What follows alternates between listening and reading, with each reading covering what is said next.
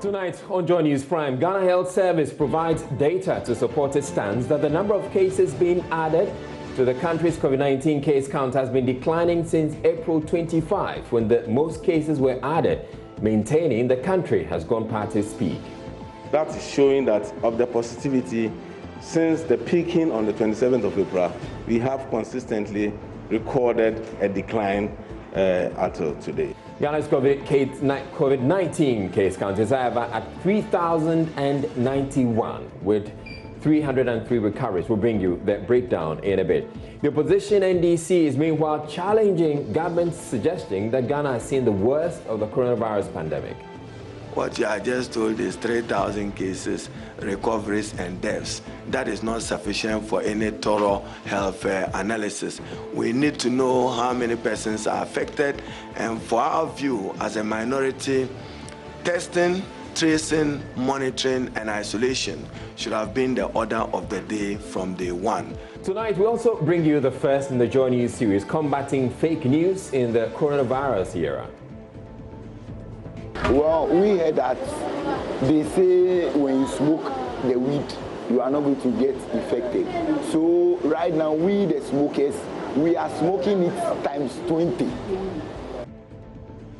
Also in this bulletin, the charge office at the Adabraka police station has been closed and the inmates transferred to another facility after a mob attacked the station on Wednesday night, accusing the police of being responsible for the death of a resident.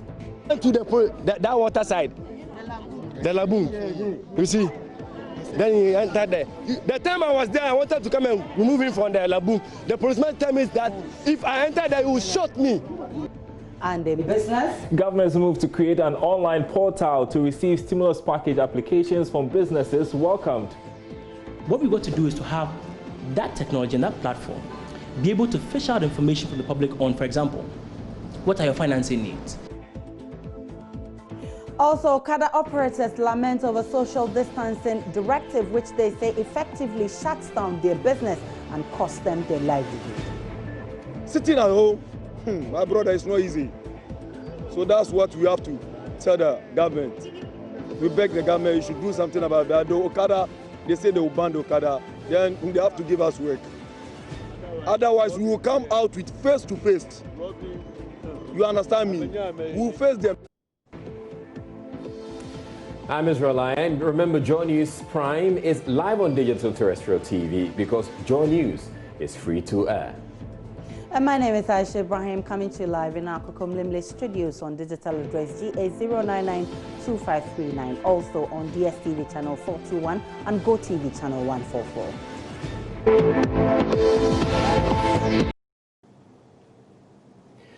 Government is warning against complacency on the part of the public in adhering to preventive protocols after it provided for the first time the data backing its claim that Ghana's COVID-19 cases have peaked.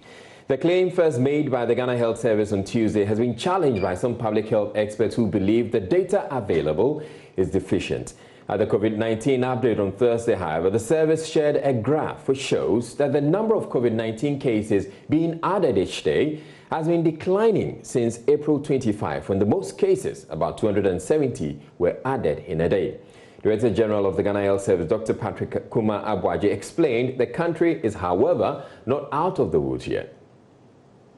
If you look at that data, we peaked around the 27th of April this year. And since then, the numbers have continued to come down till the last presented, that was yesterday.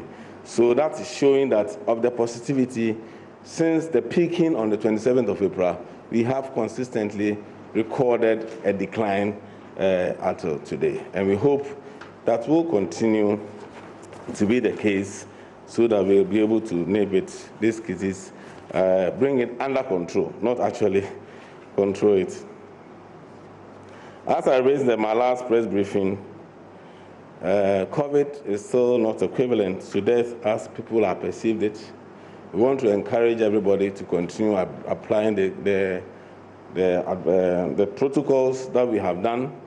We are also coming up with protocols that will guide people as to if you are a hairdresser, if you are a barber, what exactly should you do to protect yourself? We know that it's not as simple, so we have protocols which will be out, as we mentioned last time, and share with the various groups. We already started engaging them to share with them. Director of Public Health at the Ghana Health Service, Dr. Bedusa Akodie, has also been defending Ghana's handling of the pandemic. The model that Ghana took, it is difficult to get the date the person reported to facility and also the date that sample was taken, because we are not waiting for people to show signs and symptoms. For the few cases that we had, our approach is to immediately identify all the contacts of that individual, and instead of waiting for the contacts to develop symptoms and signs, immediately as we identify individual as a contact, we take samples from all the contacts and send to the lab to test to enable us pick all the infected cases as early as possible, put them in isolation to make sure our communities are as safe as possible. Based on this, if we are to wait for people to develop symptoms, probably it may be too late, they would have spread too far, and the burden of positive cases that we have would have been much outrageous and higher than this that you see here. Now, the minority in Parliament has been reacting to government's claim, or the Ghana Health Service's claim, that Ghana has seen the very worst of the pandemic. Before then, though, let's look at the current total case count. COVID-19 case count, which stands at 3,091. So of the 3,091 cases, there are 303 recoveries. The death toll is still at 18, which hasn't changed in the last few days. Now onto the regional breakdown. The Greater Accra is still leading with 2,579 cases. The Ashanti region has 165 cases, Eastern 95, Western North 56. The Central region has 50, the Western region has 32, the Volta region has 30, and the Upper East has 26.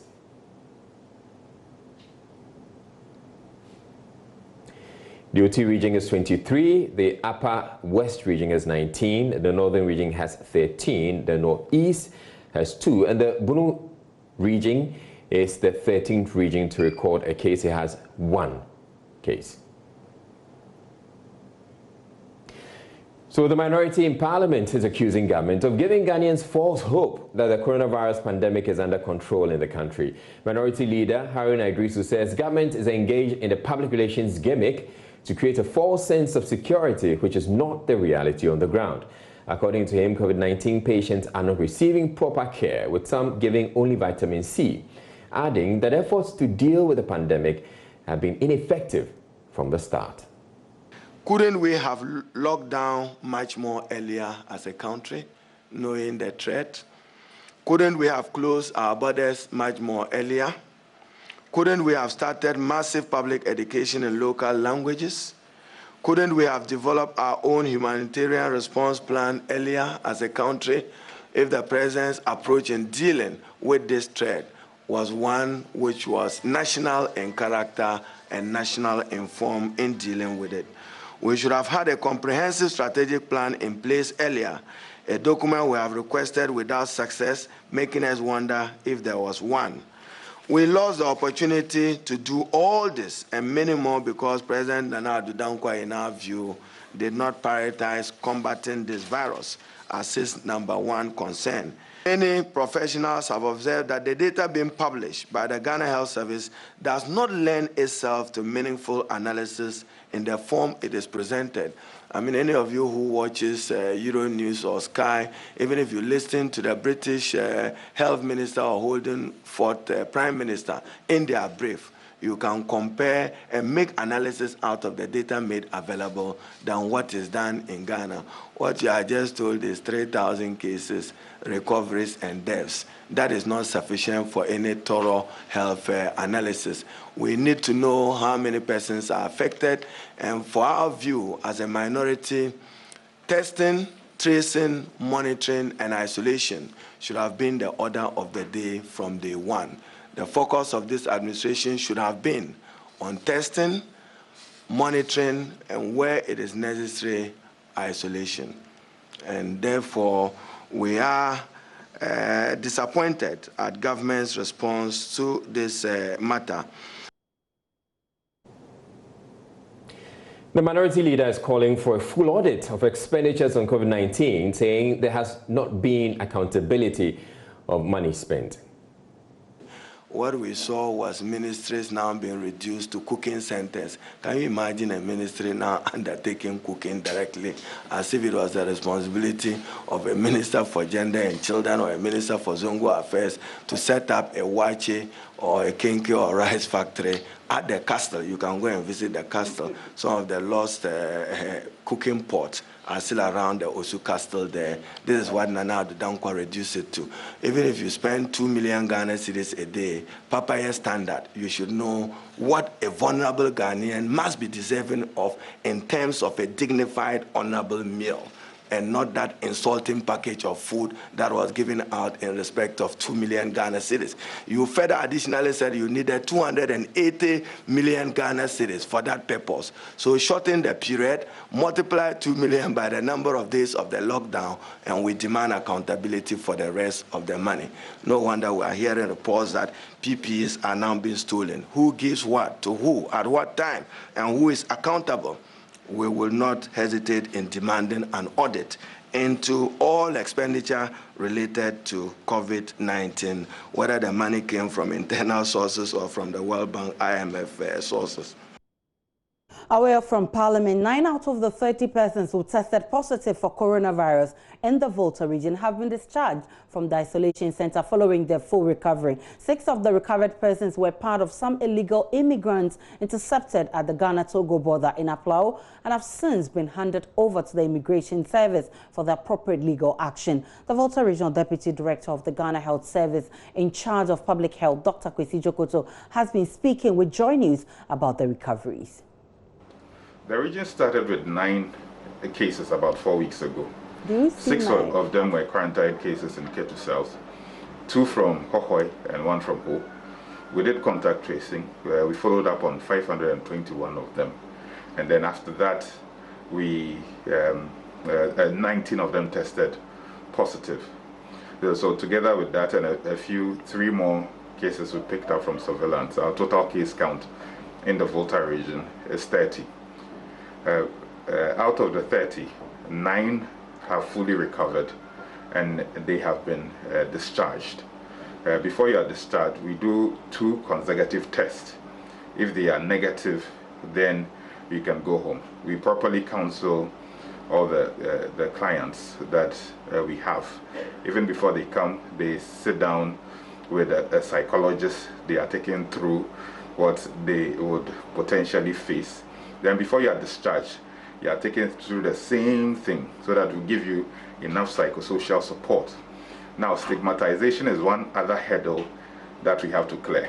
So what we do is to engage the community where they come from, the household, so that they properly understand that now that they have been cured, there's no potential of them spreading COVID-19 to anybody around them.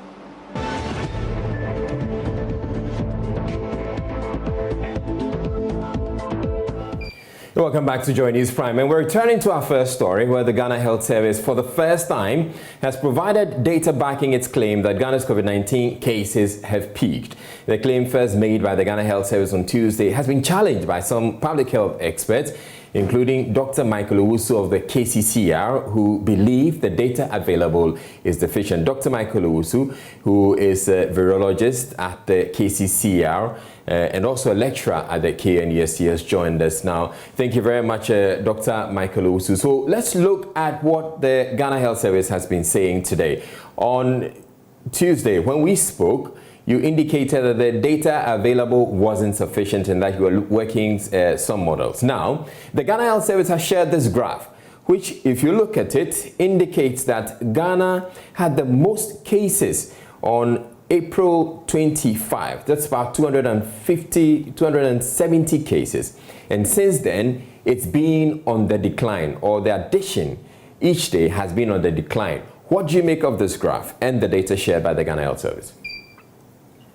Yeah, good evening, Israel. So I have looked at the graph shared, and the first question I ask myself is that where are the data points coming from?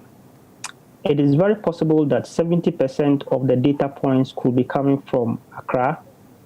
It is likely about 30% could come from Ashanti region, and the rest could come from the other part of Ghana. So the curve that, first of all, you see, the curve is more speaking to Accra, highly possible, not the whole Ghana. That is one of the things I observe. The second point is that which are the cases you get on hand, and then a curve which is based on a predicted value, and the predicted value is based on a model. You cannot just draw. You have to use a model to predict where you are and where you are likely to be.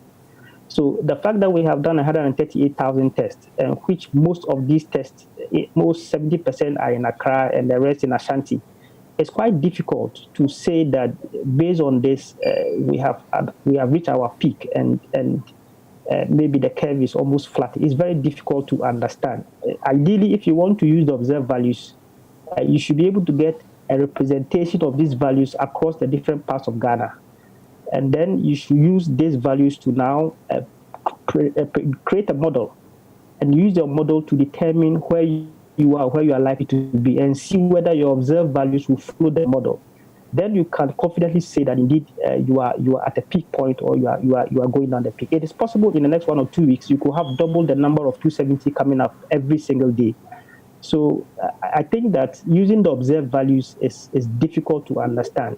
This is where I think we need to do more to help us know where we are. And I think that using a model and using real-time data or incident cases will be a better prediction of what we are likely to be, rather than using the previous data points to tell, especially when we have done limited testing only, which applies mostly to Greater Accra and then Ashanti region. All right. So as far as you're concerned, you're not convinced by the arguments being made by the Ghana Health Service. But how far are you in coming up with your own models? You indicated that you were looking at some models yourself. Well, it's not like I'm not convinced, but I think that a lot more has to be done. And I think the statement was a statement of caution that if we don't take precaution measures very well, we are likely to hit a point where we cannot decline anymore. So I think it's not more meant for a peak. Because a peak, as in epidemic peaks, a lot goes into it than just using the observed values. I'm not the one doing the model, but I'm aware that the Ghana Academy of Art and Sciences are working with the Ghana Health Service to obtain real-time data, which will be matched to the date of sample collection, where they can have new incident cases, and then they plot these observed values and project this on a model. There are two models. We have the growth curve model, and then we have the SER model. The SER model makes use of the susceptible, exposed, infected, and recovery people. Then they can use the model to predict and tell us where our next peak will be, or whether we have already crossed the peak. Because in statistics, you use a limited data to predict what will happen to the general population. And because we cannot test 70% of the population now, you can use a few sample size, which could be representation, which should be representation of the entire region. Then when you put this on your model, you can now predict and project where you are and follow through the daily cases to see how this will be. Even in the daily cases, you want to obtain the incident cases on a day-by-day basis. Then you can understand exactly what is happening. So I think that we need to be more cautious and take all the precautionary measures very well.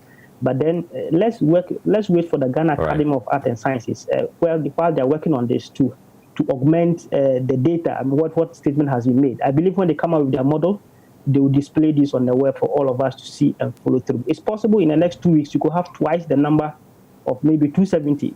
If you have twice the number, it tells you that a lot is going on behind the scene. So I think that we need to be more cautious with the statement. All right, thank you very much. Dr. Michael Owusu, he is a virologist with the KCCR and also a lecturer at the KNUST. You're watching Joy News Prime. We're taking And it's time now for business. Darryl Kwao has all the latest in business. Darryl, I hear you're supposed to be applying online for the stimulus package. Yes, and we are making progress, Aisha. You know, yesterday we were talking about the fact that things are delayed. Okay. Right. So right now there's stress testing going on for the online portal. Hopefully the board approves it, and then we are good to go to receive the application. So government's decision to create an online portal to receive stimulus package applications from businesses has been welcomed, but the National Board for Small Scale Industries, NBSSI, is being asked to be diligent in selecting qualified businesses. Executive Director of NBSSI, Kosiyanki Aye, earlier today disclosed that the online portal will ensure transparency in the disbursement of funds. The team, as well as the board, decided to work on a technology portal where applications can be processed and where applications would go to. We are also considering, and with engagements that we've had in the past weeks, to align very closely with those who might not have access to technology in some of the districts across the country, so that we do not exclude anybody from accessing and to apply for this facility. So in the past few weeks, we've been working on this portal as well to ensure that it is the right one for our board to approve, as well as to make it more efficient. Business development practitioner John Ama is urging the NBSSI to ensure small-scale industries with good business cases are selected to benefit from the stimulus package.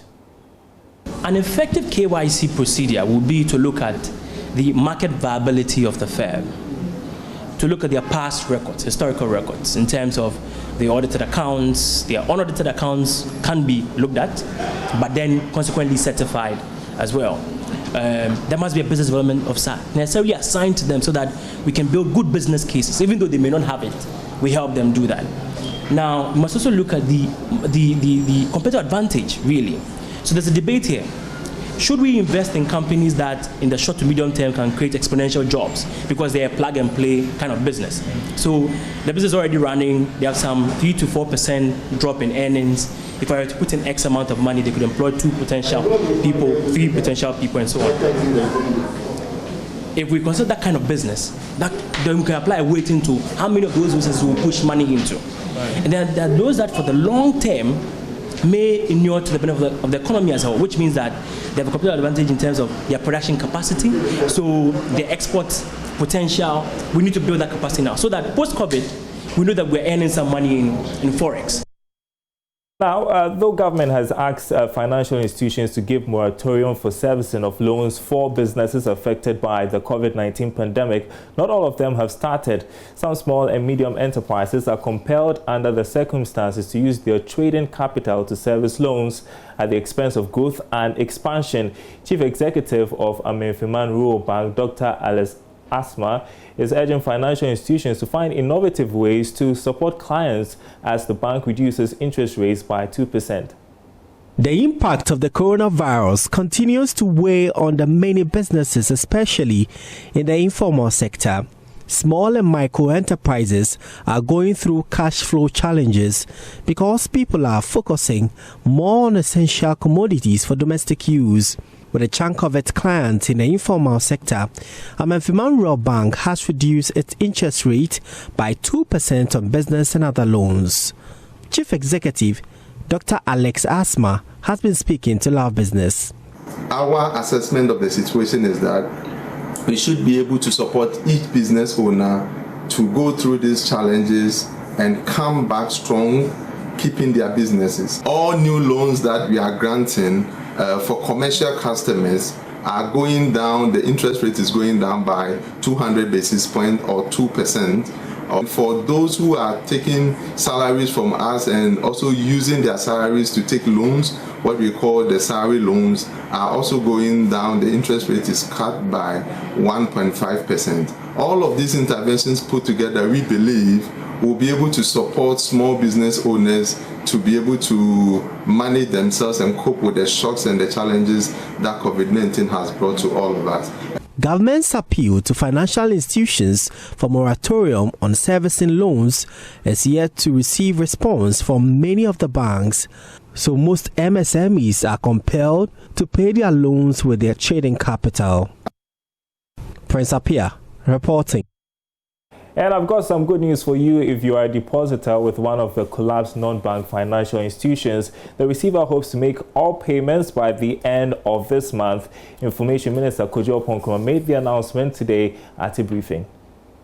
Now, based on total cash payments to be made by the end of the depositor payment exercise, it is expected that a population of individual depositors numbering about 297,000 whose claims have been validated and accepted in the resolution of the aforementioned groups of companies, and ultimately not less than 290,000, that's about 98% in number of individual claims, will be fully paid in cash.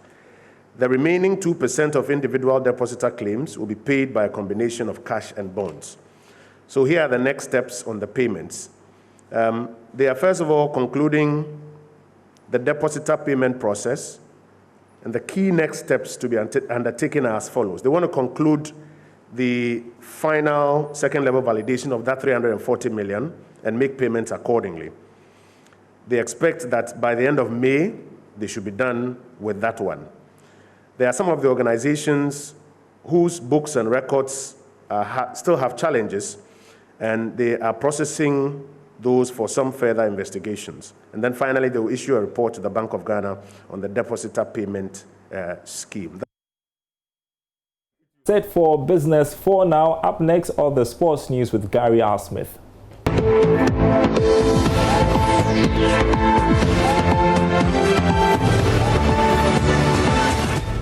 And it's time for the sports. Thank you for your time. I'm Gary L. Smith. Today, it's all about the domestic leagues and their reaction to COVID-19. What are they doing to react? We've been doing it all weekend. Today, the GFA has taken steps to make domestic top-flight football autonomous in Ghana. You might recall that since 2005, the Ghana Football Association have always said that they were having refresher courses and trips to countries around the world to learn how to do this. And here's a report by Asari Bidiako. The Premier League Autonomy Committee will be made up of 3 persons nominated by the 18 Premier League clubs, with the other 2 to be added by the GFA. This special task committee will advise the GFA on the autonomy of the league, the format, the modalities, start date and rule book, among other parameters. The Ghana Premier League is currently organized and managed by the GFA. The 18-club league competition is managed by the Premier League Committee, chaired by Lepura MND Jawula, with day-to-day administrative support from the competitions department of the GFA. Names of the 5-member committee will be announced soon.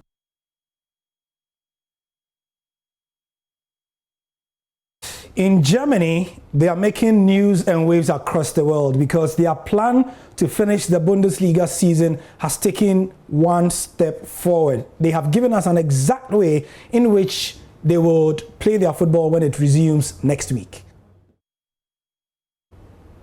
And they are saying that these are the modalities. They will be playing their matches behind closed doors.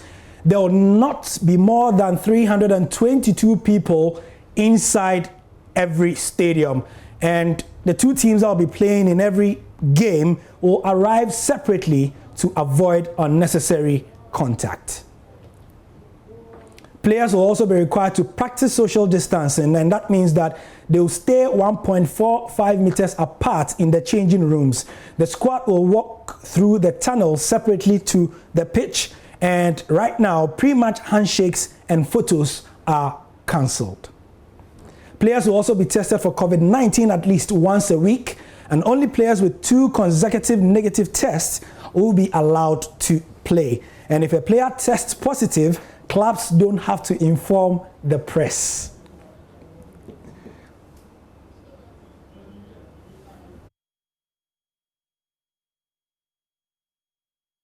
So that's the DFL's plan to start domestic football. Exciting times. We'll be telling you about the fixtures in our subsequent bulletins.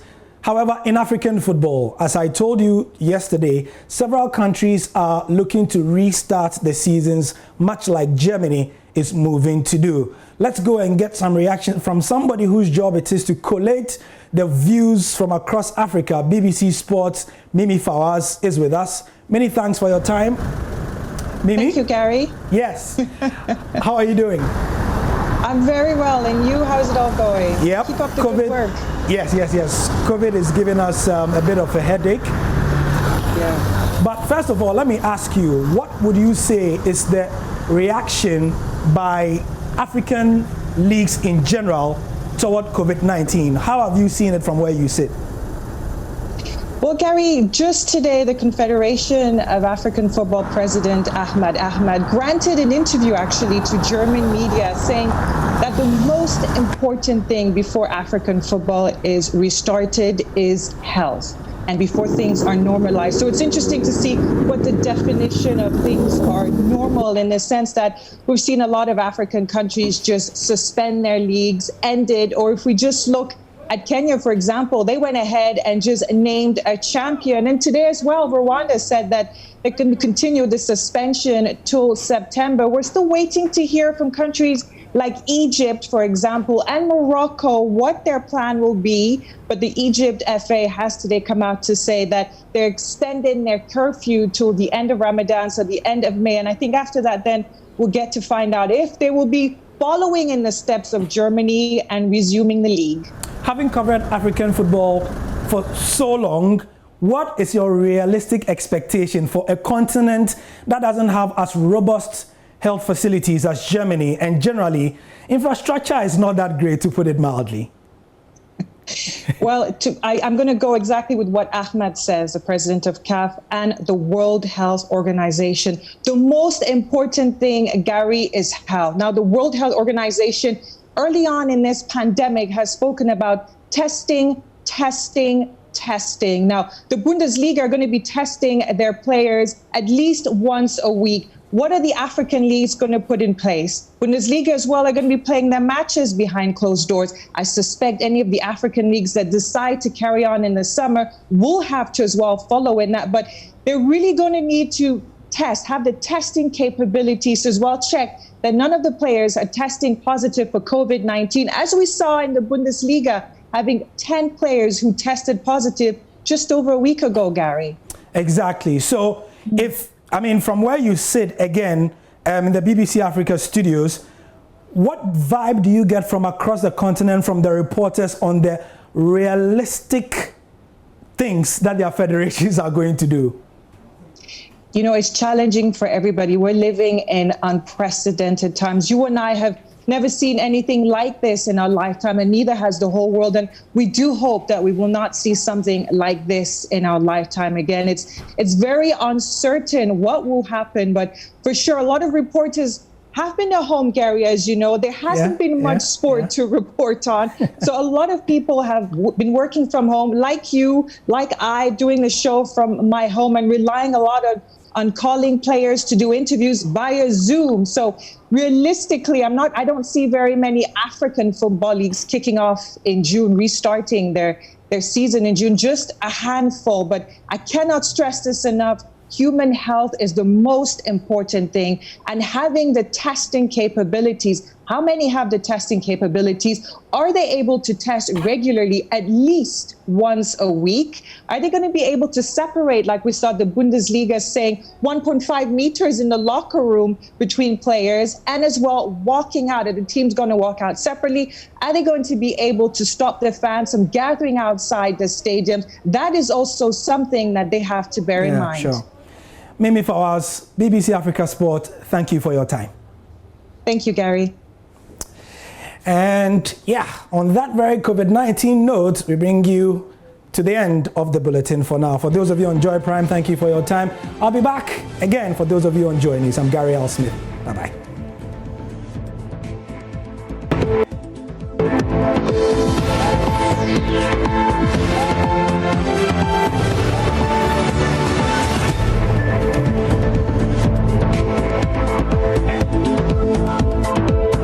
Welcome back to Joy News Prime. Now, the charge office at the Throwback police station has been closed and the inmates there transferred to another facility after rioters mob dumped a dead body there during an attack on the station Wednesday night.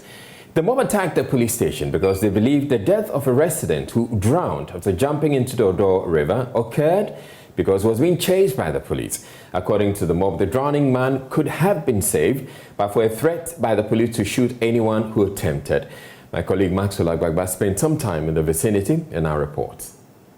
My name is Ajay. Some residents have gathered on the community park at Adabraka. It is not for their usual football games. It is to discuss circumstances under which a local coach drowned in the river.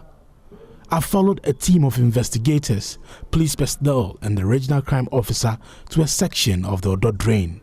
This is the scene of the incident. This is the point where we were told that the deceased jumped into the lagoon after he was being pursued by police. We are told that many attempts to get out of this lagoon proved futile. Today, the investigation team, the regional crime officer is here together with Assemblyman and the commander of the Adabraka police station. They are here trying to unravel the circumstances surrounding his death. A lot of the community people have stepped out of their homes witnessing this. They are not as agitated as what we saw yesterday when many of them joined a mob that carried the body of the deceased, chanting and marched to the police station to vandalize properties there. I've been speaking to the assemblyman for this community. Yeah, but I learned to struggle with the boys, the police, and he moved his shirt for them. That was what they were saying, but I was not there, so I'm not an eyewitness. Okay. But I will get the eyewitness for the police to see how best we can solve this issue. Okay. A lot of the people were agitated yesterday. Yeah. So tell me, what have you been telling them to calm them down? Oh, you know, they listen to me a lot. So it's just unfortunate that at that time the agitation was too much. And I couldn't control because I was then tired. I was then tired, but then I believe everything is calm. Nothing will happen again. Kingsley Buachi is a resident who says he tried to save his friend, but the threat to shoot anyone who tried discouraged him. Yesterday, the policeman, what he done is very unconscious. Because it's not easy to come and kill a man who supposed me, who give me food to eat. The policeman wanted to catch him. But the whole thing is like, you not going to stand there because you don't have anything in your pocket. If you send it to the police station, it's going to be a long process, you get me? So for me, I will not agree for you to capture him. I'll run. So he ran to that water side, the lagoon. You see? Then he entered there. The time I was there, I wanted to come and remove him from the lagoon. The policeman told me that if I enter there, he will shoot me. He told me straight to the point, if I enter there, he will shoot me. So I was just afraid. What can I do? So you could have saved him?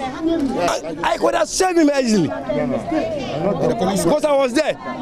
30 in the afternoon, and you were inside smoking. We are real smokers. And what I know about the guy, he's a footballer and also a coach to the small guys around.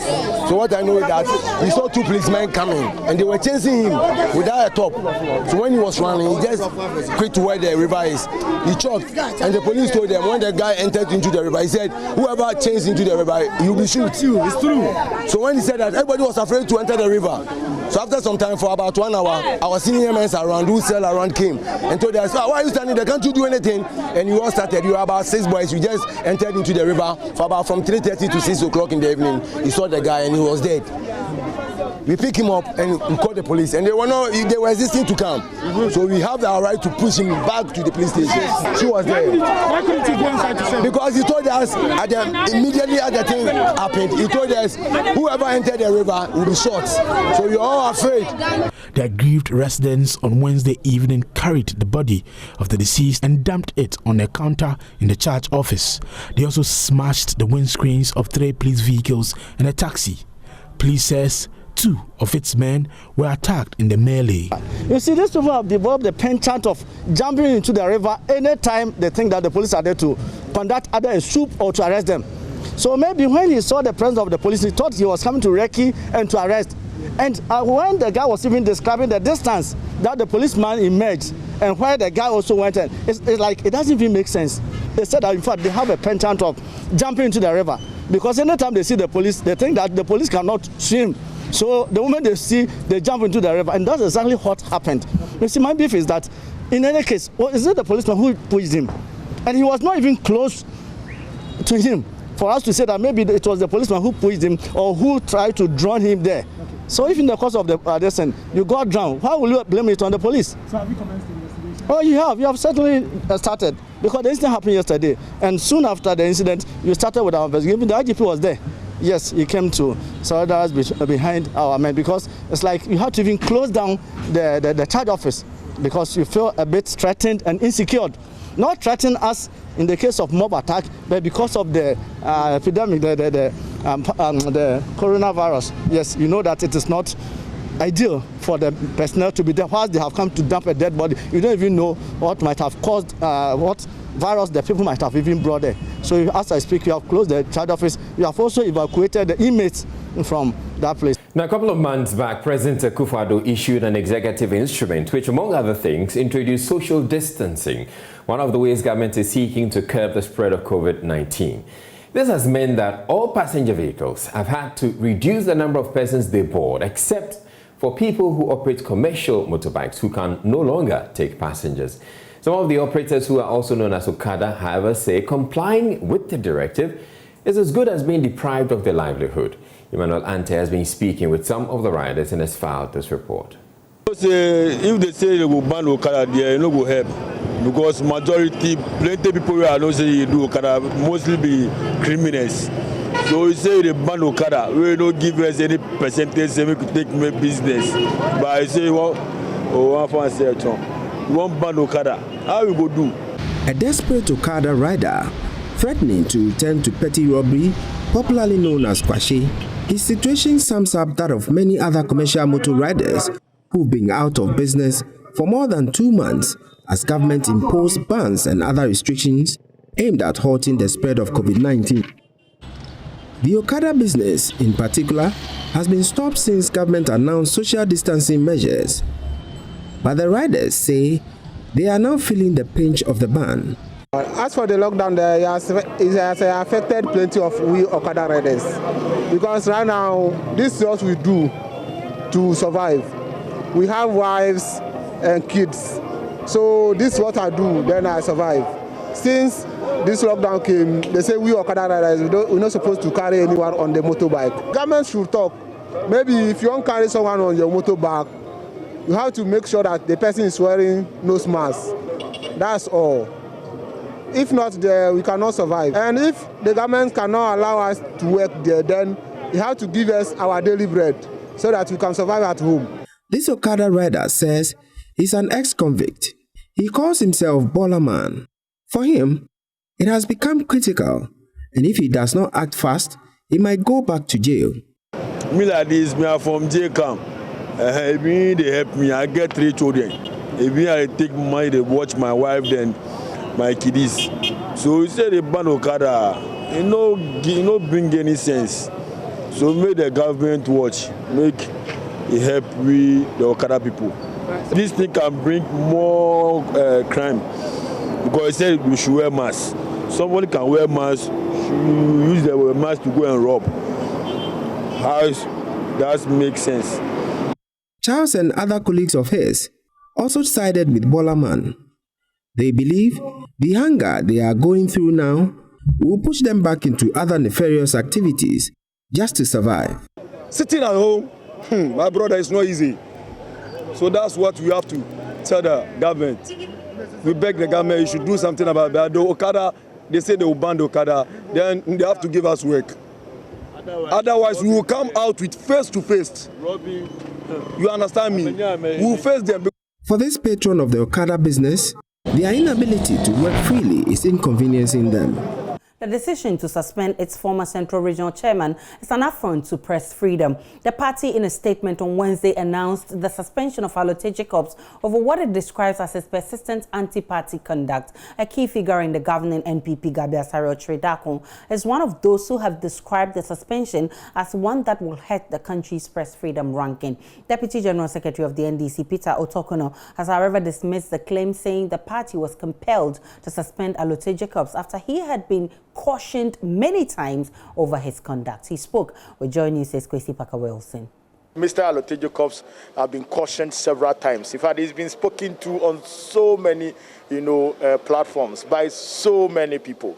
But this appears to be a situation that we had to deal with. I mean, so it's not because nobody cautioned Mr. Alote Jacobs. A man of his stature knows the constitution, knows the do's and don'ts of the party. He has been a regional chairman before. He has actually instituted disciplinary actions against some party members before. And he knows how the rules of the game is. So if you continue to act in a manner that is inimical to the party's interest, in direct contravention of the constitution, then the constitution must be applied just as we apply in anybody's case. He is not the first person who has seen or who has suffered the implementation or the activation of Article 46 of our constitution. There have been so many people who have suffered the activation of that article. So it is not new. And I've heard, arguments that a man of his stature, why would we, suspend him and not give him hearing? The fact of the matter is that the disciplinary committee is like the court of the party. So he has been sent to the court of the party for adjudication. It's just like you having the problems in your workplace and you being interdicted pending the investigations and the adjudication of the process. So that's basically what we have done.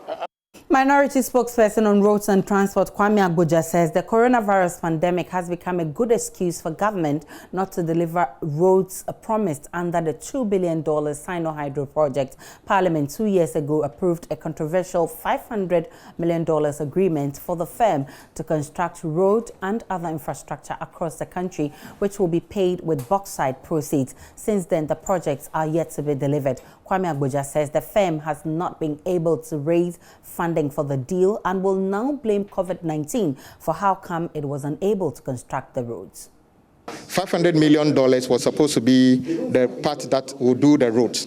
I've already told the country that the amount of money NPP have taken out of the road fund alone from 2017 to 2020 would amount to 2.2 billion Ghana cedis, which is almost equivalent to the money we are looking for from Sino-Hydro. In effect, monies meant for capital project and the road fund have been taken and used for consumption. Nobody can account for it. Now we are looking for the same amount from Sino-Hydro, and sadly, like I said, Sino-Hydro doesn't have anything to prove to us that they have the capability to do this. Indeed, all the roads under the Sino-Hydro are more or less in abeyance. The Tamale interchange, what is the speed of the work there?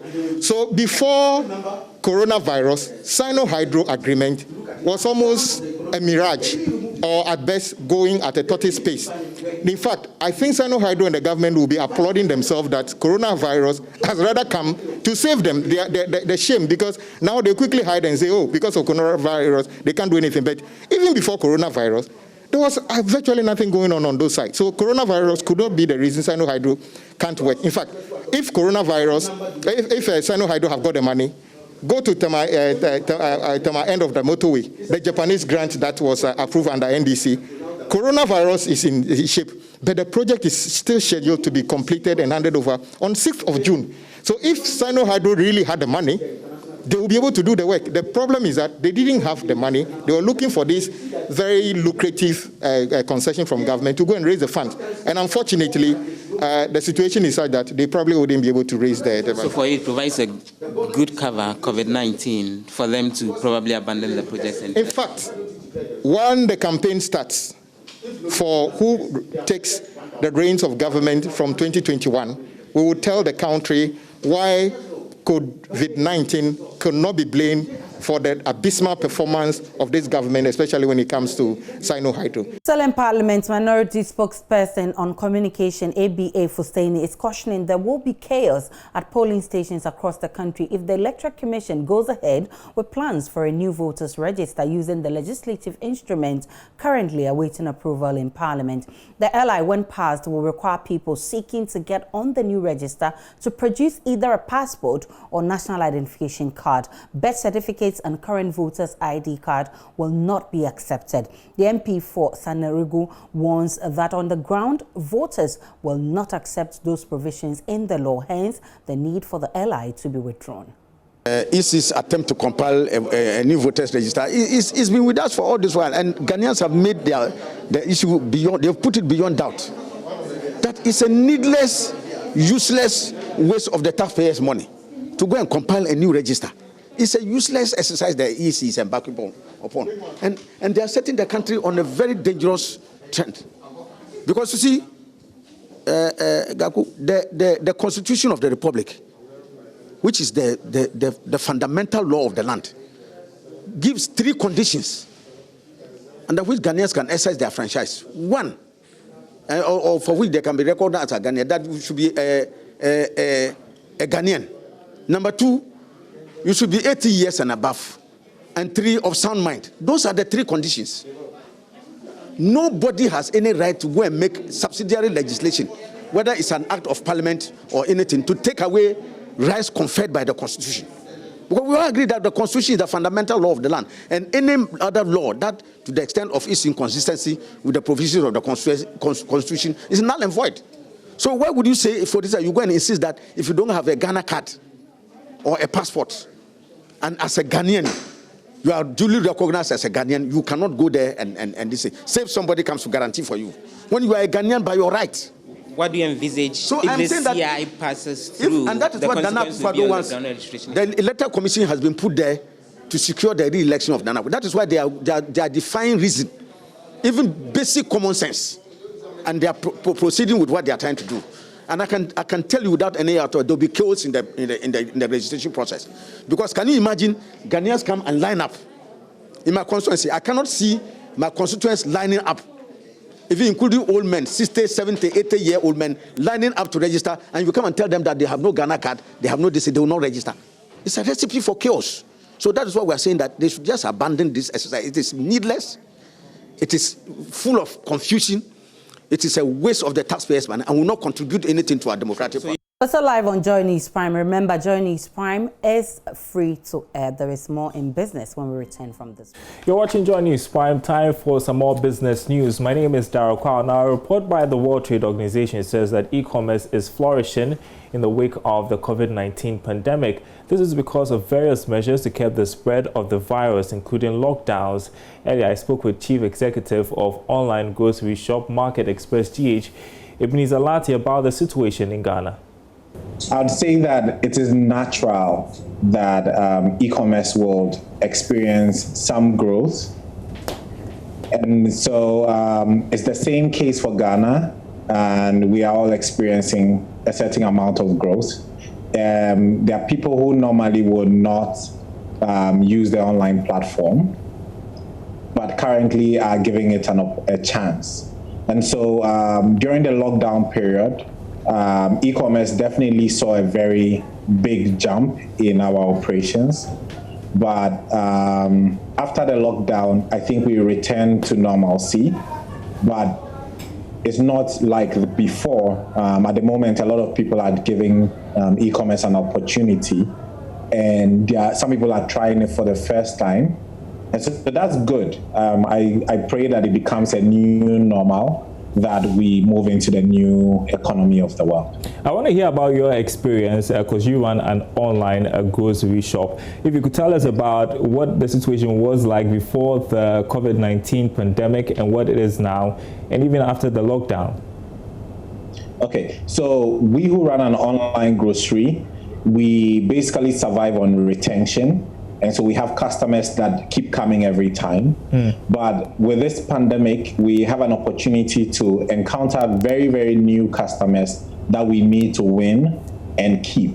So I think the ball is in our court to give them a good experience and make them see that there's a better way of doing things than how we are used to.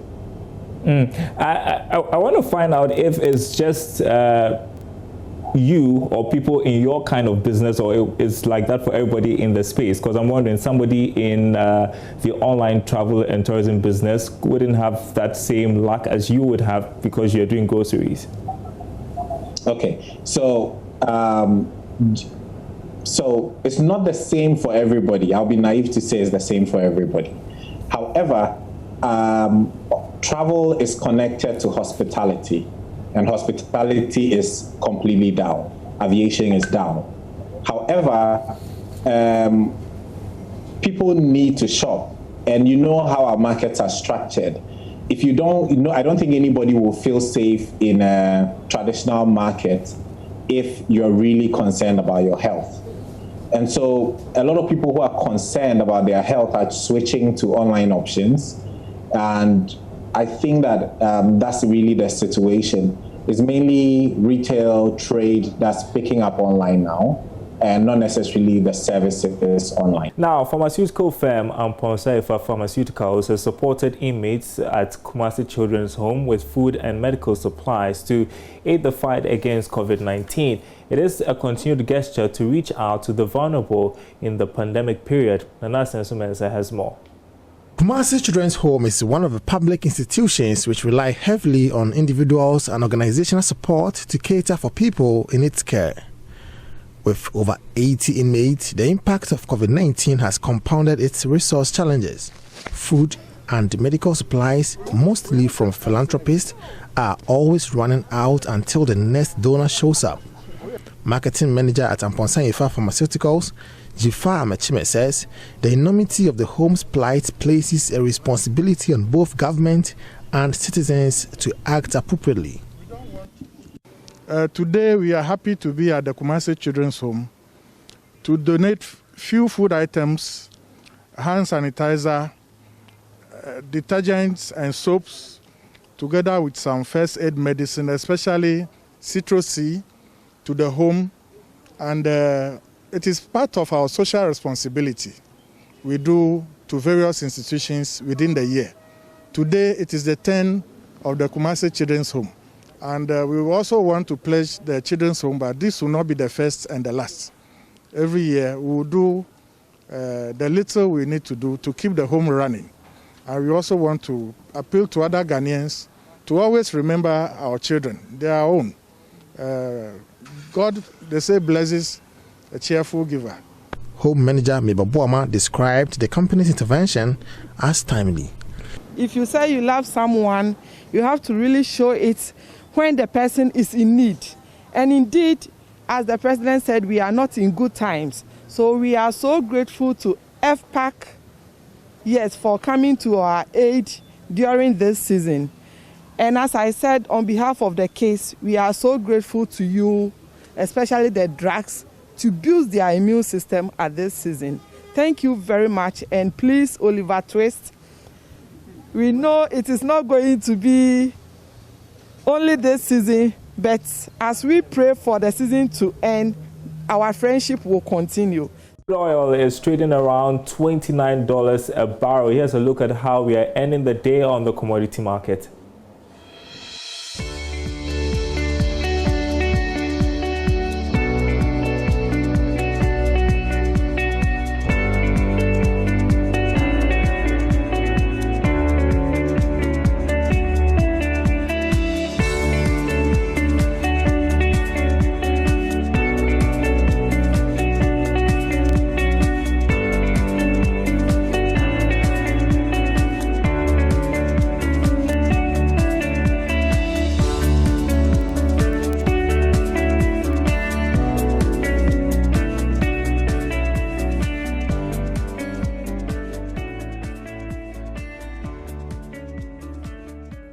All right, and that's it for Business Tonight. Sports is up next with Gary R. Smith.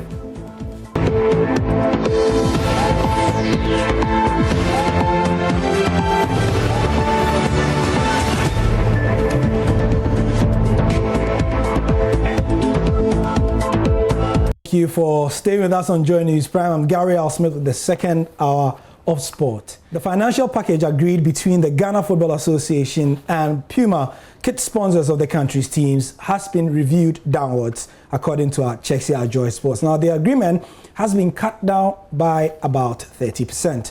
Moses Yeboah of our desk has come through with this report. Persons with knowledge on the development say the decision by the German kit manufacturer to review the agreement was necessitated by the negativity that surrounded Ghana following the premiere of the number 12 investigative documentary on corruption and match fixing in June 2018. The deal agreed between the Ghana FA and Puma. There were three benefits of the contract: to supply or provide kits up to 500,000 euros per year and a financial contribution of 800,000 euros per year under the last contract. There were other benefits at major competitions like Africa Cup of Nations. At every stage, there was a benefit of about 100,000 to 200,000 euros or more, depending on the stage the team reached. If Puma spent 500,000 euros to produce kits when sold, Ghana FA earned about 8% of the sales. This agreement expired in August 2018 because Puma contract was scheduled to expire in August of World Cup years. It will be recalled that the Normalization Committee renewed the contract, but Puma was not convinced to keep to the same terms. The GFA delegation, headed by President Ket Okreku, met the kit sponsors in January and made proposals for assistance on youth and infrastructure development. Still on the Black Stars, and the former coach Kwesi Appiah will head to FIFA if the GFA fail to pay him. First of all, let's look at the recent kit history of the Black Stars. Throwback Thursdays are for taking you down memory lane, aren't they? So let's begin. You remember this one from the 2002 Africa Cup of Nations. That was Adidas, who are a German kit maker, of course. And this from 2003, Le Coq Sportif, who are French. And then in 2004, Ghana was not doing well, so a local manufacturer called Mingle. And then 2005, this iconic photo from qualifying was Umbro from the UK. 2006, we had Puma starting their long relationship with Ghana. Here's at the World Cup. 2008, hosts and not win. This was from Puma as well. And in 2010, this from the AFCON, Angola. And then this was from the World Cup, where the penalty shootout is something you don't want to remember, I'm sure. Then in 2012, Puma again, Andre and Asamoah Gyan, and this was Wakaso's tournament where he dominated in 2013 in South Africa, 2014 at the World Cup, Kevin Prince Boateng, and then we had 2015 when Andre wept after Ghana couldn't win. 2017, Jordan Ayew's tournament as well, and in 2019 at the AFCON, Kudjo Asamoah wore this, and Puma kitted the Black Stars. Down memory lane, that's what it is. Let's go to that other story. Former coach Kwesi Appiah says he will head to FIFA if the GFA failed to pay him the $180,000 or more that they owe him. In fact, the amount owed James Kwesi Appiah, the former Black Stars of Ghana coach, is $185,000 and not $180,000 as stated by the Ghana Football Association. Remember, in the letter written by the lawyers of James Kwesi Appiah to the FA, they stated clearly that the amount was $185,000, comprising 5 months unpaid salaries and a match-winning bonus. But Kwesi Appiah wouldn't resort to the law court as being reported by the media, but would rather head to FIFA in a worst-case scenario and also demand an interest on the said amount. The whole of this week, we've been serializing an interview by former Black Stars defender Joe Addo. Now, he's thrown light on how former President John Agyekum Kufuor and former President, the late John Evans Atta Mills, influenced him to further his education at a time that his footballing career was gaining traction. During my school days, I would say that I went to school because of my parents. For them, football wasn't a career. Career was you being a doctor, a lawyer, accountant, engineer. That's why they came to Accra. They came from our village to Tema to have kids who have opportunity to go to school to be better persons than they were, because they were farmers. My parents wanted me to go to school. So I was in a big dilemma when I was growing up. Yeah. So finally I decided, look, I'll go to school for my parents and I'll play football for me. And the only way my parents will allow me to play football was if I brought good grades home. I had to be first or second, because if I'm third, fourth, or fifth, my parents won't allow me to play the game. They won't allow me to play football. And I think that helped me to be smart, to be who I am today. I had both academic and athletic scholarship in one school. So my university fees were paid for 4 years if I go. So I was like, how many people have that opportunity? So my only thing, I wanted to know, if I go to the school, can I still play football? Yeah. He said, yes, you can. Because every professional athlete in America goes to school. You can't be a professional athlete without graduating or without going to some of the colleges and universities. So I was like, I told Professor Mills. He was then the head of Internal Revenue Service. And he gave me my first job, by the way. So I went to him and said, Prof, this is what I have. And as soon as I started, he said, no, go school, oh yeah. He didn't even let me land. He said I should go to school. Yeah. So then I said, no, I need a second opinion. So I drove to Jolu, and I went to one of my friends who was, back then he had just left the Kotoko chairmanship, but he was home, and I think he was doing his final doctorate in London. So he had just come back. So I went to the house, and we laughed, talked, and I told him what had happened and what is happening to me. He says, Joe, you have a scholarship to go to America? I say, yes. So you won't play against Hassan Kotoko, you won't play against I say, yes, if I go, I won't play. He says, look, I'll pay for your ticket. Wow. Which he did, and he gave me pocket money to go to the United States. Yeah. He later became the president of Ghana. And when he was president, I wasn't here.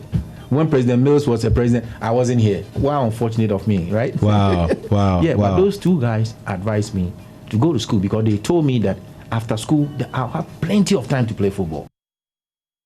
Must be nice to get advice from two presidents, and that is the sport for now. I'm Gary Osman. Thank you for your time. Let's do this again tomorrow, shall we? Welcome back to Joy News Prime. And Obuasi and Obuasi East Municipal Assemblies will from Friday close down major markets indefinitely, the area gradually becoming the new epicenter for COVID-19 in the Ashanti region. The mining town accounts for 48 or 1/3 of 163 COVID-19 cases recorded in the Ashanti region. Authorities say the action follows failure of market women and patrons to adhere to social distancing and other protocols meant to keep the spread of the virus. The decision will affect hawking on streets of the Central Business District. My colleague Ohime Interior of our health desk visited Obuasi's ahead of tomorrow's closure and has come through with this report. With 48 cases and 1 death, Obuasi tops the list of 16 of 43 districts in Ashanti region that have recorded COVID-19 cases. Out of the positive cases, 35 were from an enhanced surveillance and 13 from routine surveillance. Despite the surge in cases over the period, residents, especially market women, continue to flout COVID-19 prevention protocols.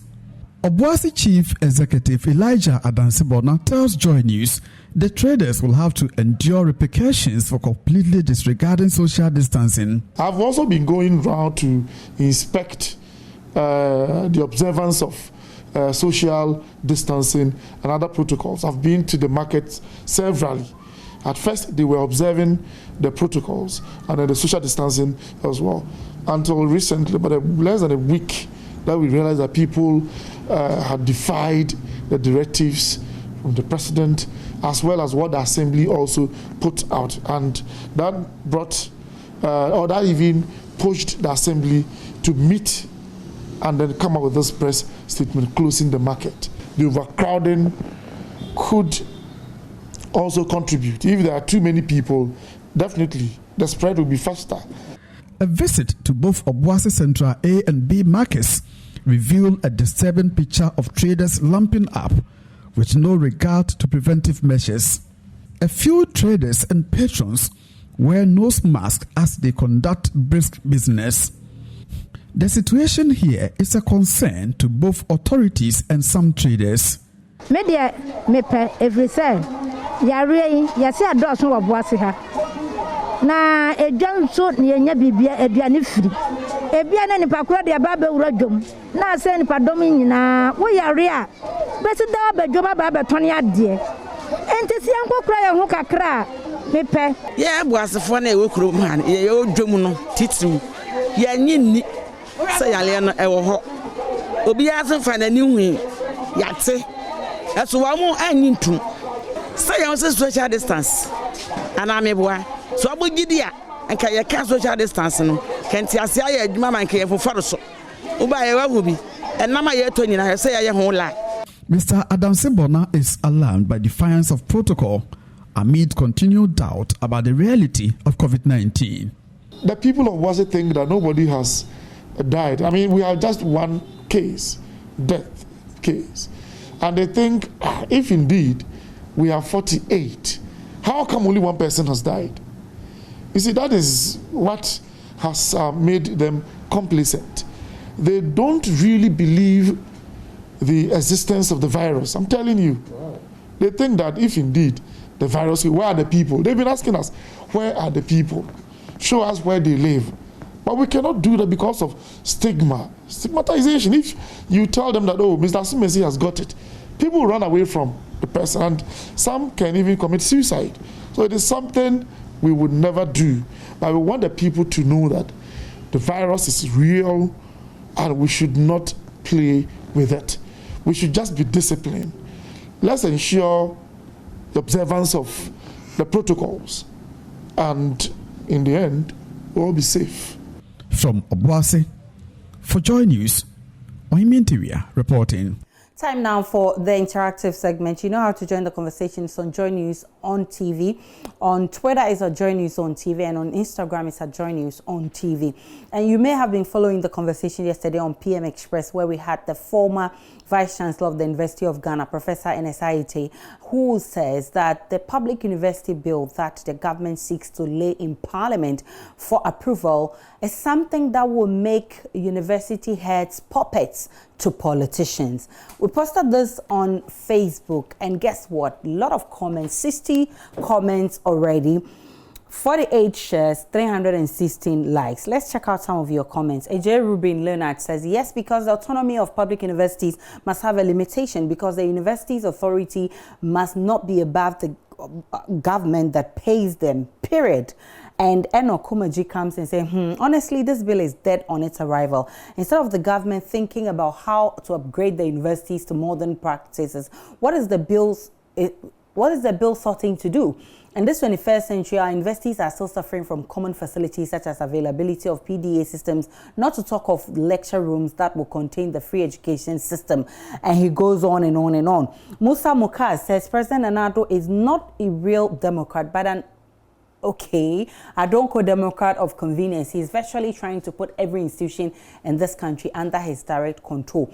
This dictator should be exposed for who he is. This country should not continue with this dictatorship. Destiny Krabia says, rubbish talk. How do you expect the government to make money? I mean, that's a bit too harsh, Destiny. Let's be modest in our language. Mumin Musa says, Musa, I think it is only fair for someone to supervise and make university management accountable for huge investments made by government. And Living Bed Benjamin says, I have noted with a painful heart how some people, bearing particularly in support anything because it is coming from certain quarters. I want to bring in Israel into this conversation. Easy, you've been following the conversation. What do you make of it? All right, so that'll be it for the Bulletin. I'm Israel Lai, and as always, or as I have been doing for the last few weeks, been anchoring from home. You have a good night, Aisha. Brian, many thanks for watching. PM Express Business Edition is up next with George Refi. Enjoy the rest of our programs.